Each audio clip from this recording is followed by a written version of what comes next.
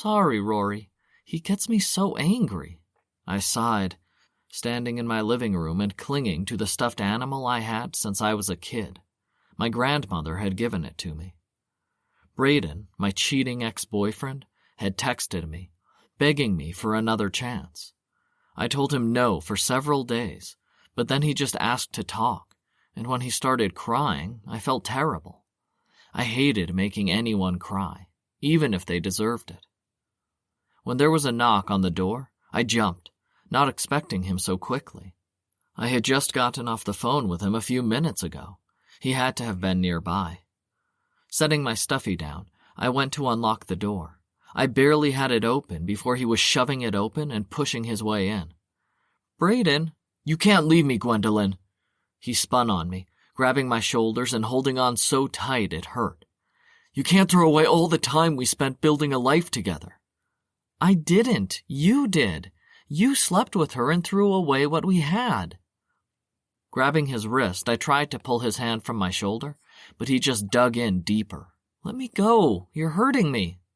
No, not until you take me back. He shook me hard, pushing me back against the wall. You will take me back, Gwendolyn. No, I won't. For the first time around Braden, I was scared. He had yelled before, hit the wall, thrown things, but never had he been threatening towards me. The way he was standing, the way he was holding me, and the crazed look in his eye, all made me shiver with fear. I should never have let him come over. You need to leave. Maybe we can talk once you've calmed down. I would never speak to him again, but he didn't need to know that. I'm not going anywhere. I practically lived here before you kicked me out. He bent down to my level, a look of self-adoration coming to his eye. I used to beg for him to look at me that way, but he always ended up telling me I was clingy and that I just needed to leave him alone. He had never loved me. All I had wanted was someone to adore me, to take care of me. I just wanted to be loved and cherished.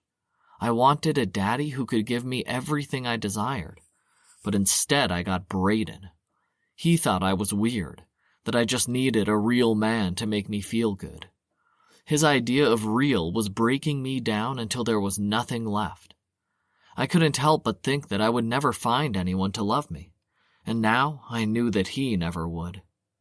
I love you, Gwendolyn. He slammed his lips against mine harshly, and for a moment I could only stand there. For 2 years I had wanted to hear him say that. Now it felt dirty and wrong. I didn't want him to say those words to me. I didn't want him kissing me. Pushing him off wasn't working, so I lifted my knee, slamming it between his legs. He fell to the ground with a groan, and I put distance between us, wiping my mouth with the back of my hand. You don't get to come in here acting like I'm in the wrong. You cheated on me.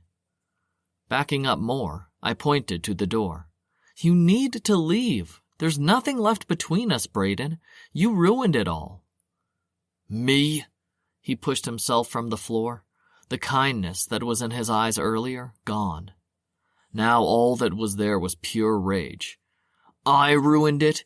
You practically forced me in a corner.